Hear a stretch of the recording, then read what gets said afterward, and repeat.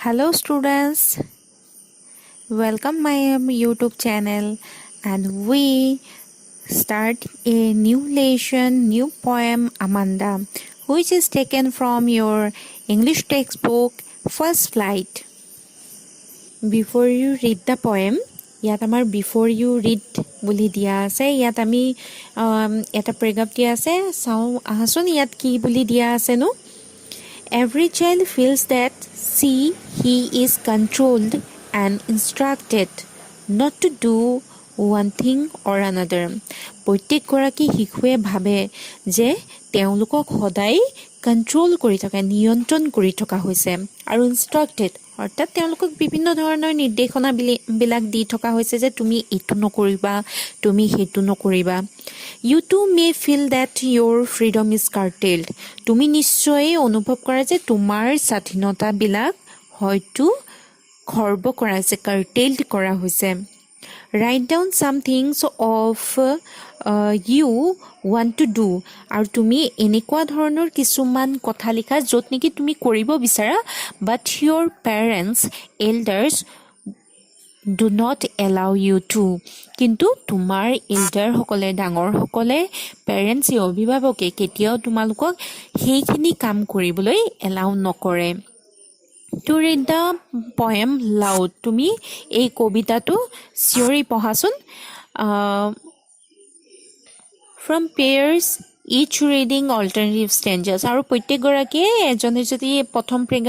stanzaটো পঢ়িলা তাৰ পিছৰ stanzaটো বেলেগ এজনে পঢ়িবা এনেকৈ হা হলনি কৰি তোমালোকে এই কবিতাটো পঢ়ি চাবাচোন You are in for a surprise আৰু তেতিয়া তোমালোকে এক আচৰিত ধৰণৰ কথা ইয়াত লক্ষ্য কৰিব পাৰিবা Before you read the poem আমি জানিব লাগিব এই কবিতাটোৰ পয়েট কোন এই কবিতাটোৰ আমান্ডা কবিতাটোৰ পয়েট হৈছে Robin Klein and he is an Australian poet আৰু তেওঁ এজন অষ্ট্ৰেলিয়ান লেখক অষ্ট্ৰেলিয়ান কবি আৰু যিয়ে নেকি চিলড্ৰেনৰ কাৰণে বিশেষভাৱে তেওঁৰ সকলো কিতাপ সকলো কবিতাৰ বিষয়বস্তু হৈছে চিলড্ৰেন অৰ্থাৎ চিলড্ৰেনৰ শিশুৰ মানসিক স্থিতি বা শিশুৰ ওপৰতে তেওঁ সকলোখিনি কিতাপ আৰু কবিতা লিখিছে And some of her famous books are Hatting Illusion, Ashley, and People Might Hear You. এই কবিতাটো আমান্ডা এগৰাকী শিশু সৰু ছোৱালীজনীৰ কথা কোৱা হৈছে যাৰ নাম হৈছে আমান্ডা আৰু তাইক মাকে বিভিন্ন কথা ঠকা বন্ধা কৰি থাকে যে তুমি এটো নকৰিবা তুমি এনেকৈ খুচ নাকাহিবা তুমি এনেকৈ নবহিবা বিভিন্ন ধৰণৰ হকা বাধা কৰি থাকে আৰু সেইখিনি তাই অলপো সমুলি তাই সেইখিনি ভাল নাপায় আৰু ইয়াত আমি দেখিবলৈ পাইছো যে কবিতাটোত প্ৰথম যেটো ষ্টেঞ্জা হে ষ্টেঞ্জাটোত মাকে বিভিন্ন ধৰণৰ উপদেশ বিভিন্ন ধৰণৰ হকা বিধা বিলাক মনত পেলাই থাকে তাইক আৰু যেটো ধৰিলা ব্ৰেকেটৰ ভিতৰত আমি দেখিবলৈ পাইছো কেইটামান ষ্টেঞ্জা ব্ৰেকেটৰ ভিতৰত আছে সেইখিনি হৈছে আমান্ডাৰ নিজৰ মনোভাৱ আমান্ডাৰ নিজৰ চিন্তা সাগৰৰ যি মনোভাৱ সেই মনোভাৱখিনি সেই ব্ৰেকেটত থকা ষ্টেঞ্জাত দেখিবলৈ পোৱা গৈছে So students আমি চাওচোন আহা এই কবিতাটোতনো কি আছে আমান্ডাই কি ভাবিছে আৰু মাকে তাই কিখিনি বস্তু ঠকা বন্ধা কৰি আছে কবিতাটোত আমি ইয়াত দেখিবলৈ পাইছো যে কেইটামান ডিফিকাল্ট ওয়াৰ্ডছ আছে যেনে bite hunch slouching languid immolate inhabitant drafting bashfully এইগিটাৰ অৰ্থ আমি জানি লওঁ আহা bite to cut off a piece by clamping the teeth অৰ্থাৎ দাঁতৰ তলত আমি যিকোনো বস্তু চুবুৱা বা হেচি দিয়া হাঞ্চ মানে হৈছে বেণ্ড পিঠি কুজা কৰি বহা স্লাচিং সিটিং ইন এ লেজি ৱে বহুতে একেবাৰে দেহটো ঢলং পলং কৰি বহা ল্যাঙ্গুইড অৰ্থাৎ ৰিলেক্স বিশ্ৰাম কৰা ইমাৰলেট ইয়াত গ্ৰীন কালাৰ বুজাইছে সাগৰৰ যেটো হেউজিয়া ৰং ইনহেবিটেন্ট অৰ্থাৎ ৰেচিডেণ্ট বাসিন্দা drifting carried slowly by the water পানীয়ে উটুৱাই নিয়া and beachfully happily সুখী তাহলে এইকেইটা আমি ইয়াত কঠিন শব্দাৰ্থ পালো এতিয়া কবিতাটোলৈ চাওঁ আহম don't bite your nails Amanda তুমি নখ কামুৰি নাথাকিবা Amanda don't hunch your soldiers Amanda তুমি বহুতে soldier বেকা কৰি নবহিবা পিঠি কুজা কৰি নবহিবা Amanda stop that slouching and sit up straight Amanda slouching কৰা তুমি বন্ধ কৰা কুজা হৈ ঢলং পলং কৰি বহাটো তুমি বন্ধ কৰা আৰু straight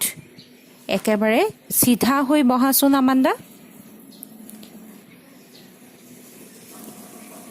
এইখিনি মাতৃৰ কথা আছিলে যে মাতৃয়ে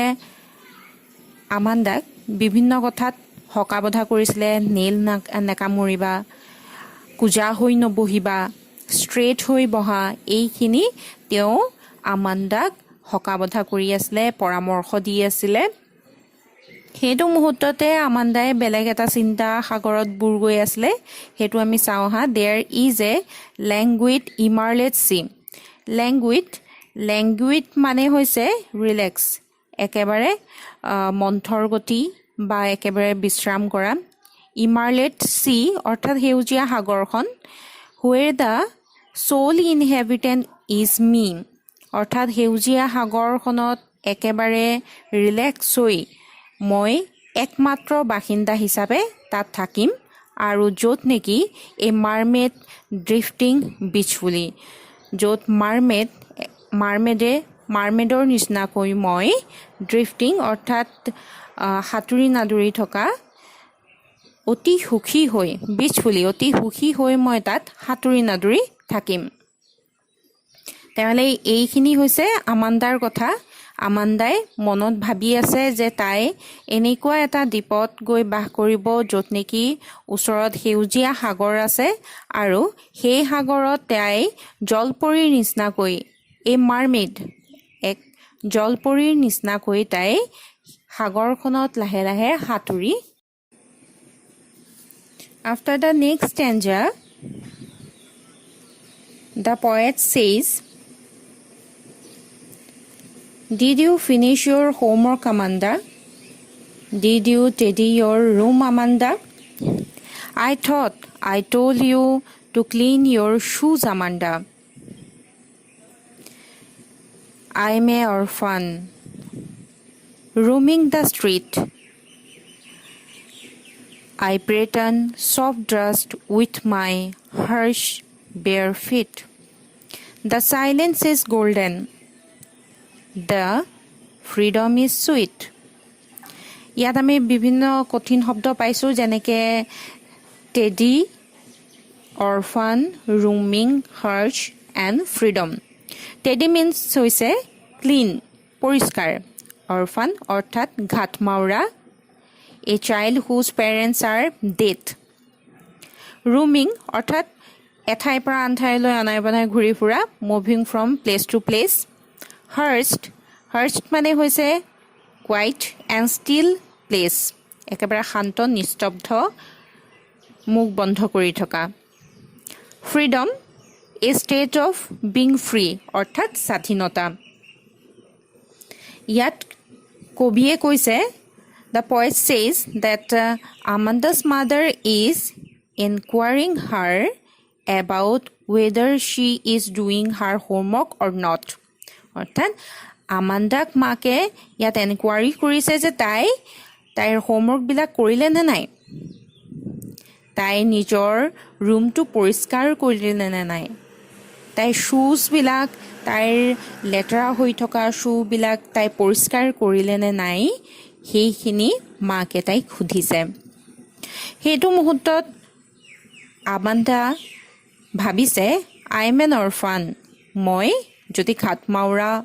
হলুহেতেন তেনেহলে roaming the street street অৰ্থাৎ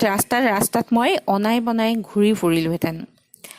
and I pattern soft dust with my harsh bare feet আৰু মোৰ ভৰিৰ খোজৰ চিন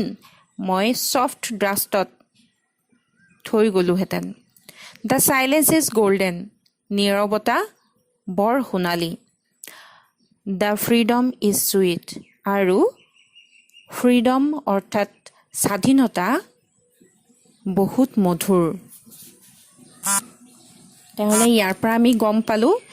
যে আমাণ্ডা নিজকে অৰফান বুলি ভাবিছে আৰু তাই সিটত ঘূৰি ফুৰিব বিচাৰিছে অকলে ঘূৰি ফুৰিব বিচাৰিছে নীৰৱে থাকিব বিচাৰিছে আৰু তাইক কি লাগে ফ্ৰীডম লাগে যিহেতু তাই ভাবিছে যে তাইৰ ফ্ৰীডম কাৰ্টেইলড হৈছে তাইৰ ফ্ৰীডম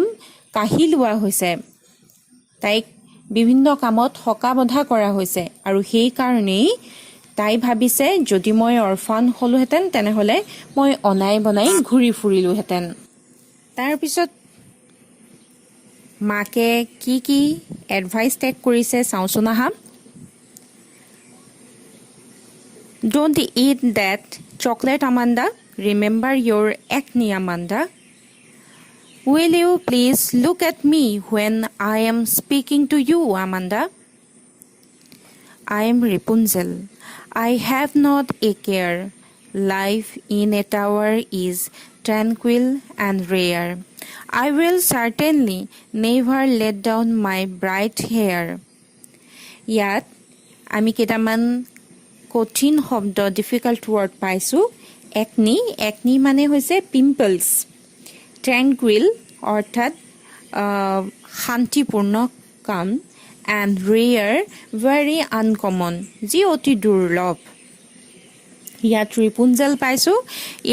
ই হৈছে একা সাধু কথাৰ এক কেৰেক্টাৰ যি নেকি আমাৰ ষ্টৰী বুকত বা আমি কাৰ্টুনত দেখিবলৈ পাওঁ যে এগৰাকী দীঘল হেয়াৰৰ ছোৱালীজনী থাকে প্ৰিন্সেছ এজনী থাকে আৰু যাক নেকি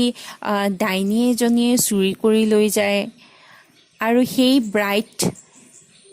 চুলিবিলাকত মেজিক থাকে সেই ৰিপুঞ্জেলৰ কথাই ইয়াত আমাণ্ডাই কৈছে ইয়াত চাওঁচোন আহা কি বুলি কৈছেনো don't eat that chocolate Amanda মাকে আমাণ্ডাক কৈছে তুমি চকলেট নাখাবা Amanda and her mother reminds her of pimples that Amanda's face due to eating chocolate মাকে তাইক মনত পেলাই দিছে যে তোমাৰ মুখত পিম্পলছ আছে আৰু পিম্পলছ থাকিলে তুমি চকলেট খাব নালাগে Will you please look at me when I am speaking to you Amanda যেতিয়া মই তোমালৈ চাই কথা পাতি থাকো তোমাক উদ্দেশ্য কৰি কথা পাতি থাকো তুমি মোৰলৈ কিয় নোচোৱা তুমি মোৰলৈ চাবা আমাণ্ডা তাৰ মানে যেতিয়া মাকে বিভিন্ন কথাত কৈ থাকে তাইক এডভাইস কৰি থাকে সেই মুহূৰ্তত আমাণ্ডা কিন্তু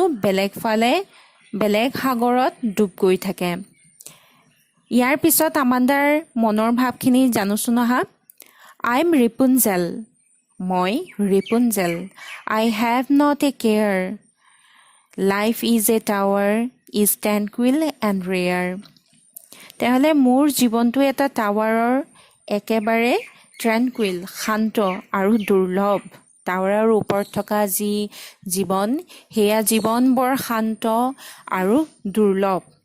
I will certainly never let down my bright hair. মই কিন্তু কেতিয়াও মোৰ ব্ৰাইট হেয়াৰবিলাক তলত পেলাই নিদো যেনেকৈ নেকি ৰিপুঞ্জেল কাহিনীটোত আছে যে তাইৰ ব্ৰাইট হেয়াৰবিলাক তাই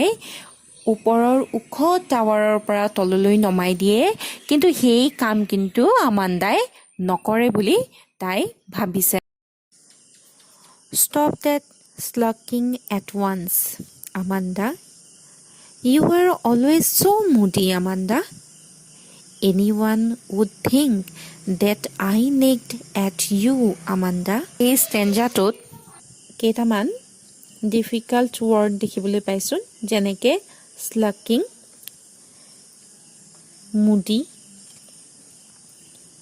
স্লাকিং means be in a bad mood, অৰ্থাৎ বৰ বেয়া মুডত থকা, মুডটো একেবাৰে ভাল হৈ নথকা, মানসিক অৱস্থাটো বৰ ভাল হৈ নথকা। মুডি, মুডি মিন্স আনষ্টেবল, অৰ্থাৎ ফ্ৰিকুৱেণ্টলি চেঞ্জেছ অফ মাইণ্ড, আমাৰ যেতিয়া সঘনে আমাৰ মেজাজ সলনি হৈ থাকে। এণ্ড ইয়াৰ পিছত আছে নেগ, নেগ মিন্স এনৱেঞ্চ, অৰ্থাৎ বিৰক্ত কৰা কাৰ্য। ইয়াত আমি দেখিবলৈ পাইছোঁ, ইয়াত মাকে আমাণ্ডাক কৈছে ষ্টপ দ্য স্লাকিং এট ওৱান্স, তুমি এনেকৈ বিহেভ নকৰিবা, অড বিহেভ নকৰিবা। She asks her to stop being in a bad mood. মাকে কৈছে যে তুমি এনেকুৱা বেড মুড লৈ নাথাকিবাচোন Amanda. You are always so moody, আৰু তুমি সদায়ে তোমাৰ মুডটো সঘনে তোমাৰ মেজাজ সলনি হৈ থাকে। Anyone would think, কোনোবাই নিশ্চয় ভাবিব যে I nagged at you, Amanda, মই সদায় তোমাক বিৰক্ত কৰি থাকোঁ, বিভিন্ন কথা কৈ, বিভিন্ন হকা-বধা কৰি মই বিৰক্ত কৰি থাকোঁ বুলি আনে ভাবিব, এই বুলি আমাণ্ডাৰ মাকে তাইক কৈছে। So student, if you like the video, then please like and subscribe. Thank you.